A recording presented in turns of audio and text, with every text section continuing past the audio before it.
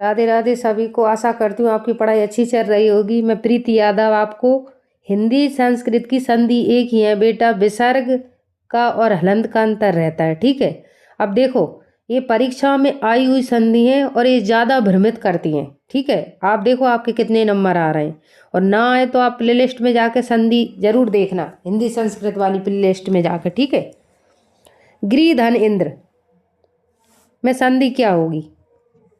तो आप देखो इसमें से सारे शब्द एक जैसे दिख रहे हैं, तो इसमें से कौन सा आंसर सही होगा? गिरिधन इंद्र। अब देखो यहाँ से क्या निकला? छोटी, और यहाँ से निकली छोटी, तो क्या बनेंगे? बड़ी। और बड़ी की मात्रा कैसी होती है बेटा? ऐसी, ऐसी होती है।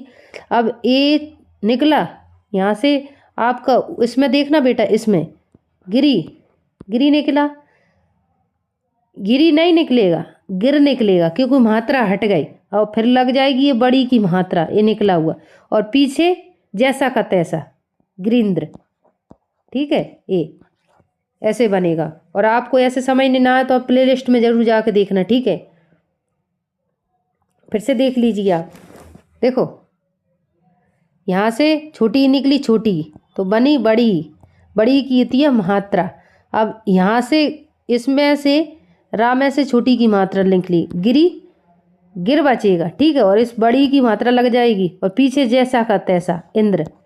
आगे पीछे शब्द एक जैसे रहते हैं, और प्लस के ये वाले शब्द में और इस वाले शब्द में संधि बनती है। ठीक है, इसमें सी आंसर होगा गिरीन्द्र, और विसर्ग लगा दो तो गिरीन्द्र संस्कृत की हो जाएगी। ठीक है, प्रश्न नंबर दूसरा, निम्न में से कौन सा शब्द ई बड़ी, बड़ी का दीर्घ संधि में बना है?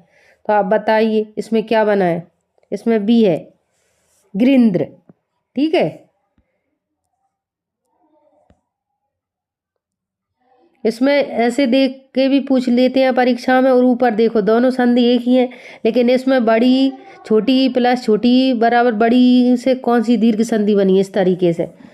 तीसरा देखिए प्रश्न नंबर, मुनि धन इंद्र का सही संधि रूप क्या होगा? मुनि धन इंद्र, तो इसमें आपको समझ होना चाहिए।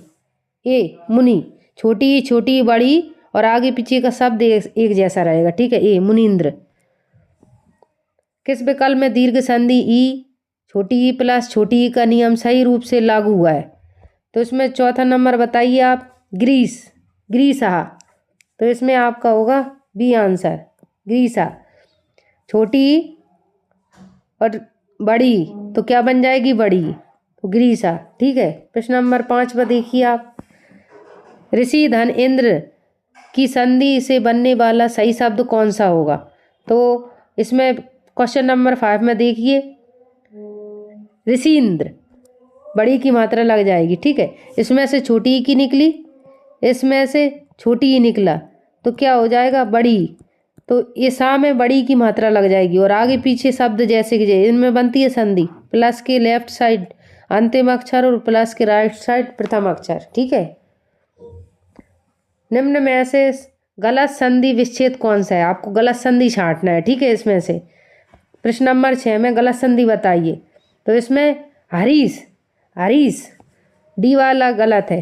क्यों गलत है? देखो इसमें क्यों गलत है। हरी धन ईस, हरीश, इसमें से छोटी ही निकली, इसमें से बड़ी, तो बराबर क्या बनेंगे? बड़ी, बड़ी की लग जाएगी मात्रा। ठीक है, अब इसमें क्या नहीं लगाया? ये नहीं आई इसमें, इसलिए ये गलत हो जाएगा। ठीक है, ये नहीं आई, हरीसा, ये ई आती ना इस तरीके से जब ये शुद्ध होती, हरी ई सहा, जब ये शुद्ध होती। ठीक है, इसलिए ये गलत है। प्रश्न नंबर 7, छोटी छोटी बड़ी दीर्घ संधि वाला शब्द पहचानिए। गिरिंद्र, और इसमें विसर्ग लगा दो तो ये संस्कृत की हो गई। ठीक है, गिरिधन इंद्र।